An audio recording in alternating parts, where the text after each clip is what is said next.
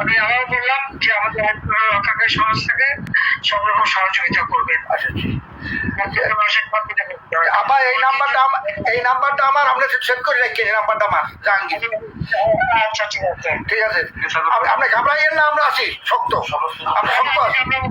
বরগুনা জেলার আওয়ামী লীগ সাধারণ সম্পাদক ও জেলা পরিষদ চেয়ারম্যান জাহাঙ্গীর কবিরকে গ্রেফতার করেছে পুলিশ। বুধবার ভোররাতে তার নিজ বাসভবন আমতলার পাড় এলাকা থেকে ঢাকার একটি পুলিশ টিম তাকে গ্রেফতার করে।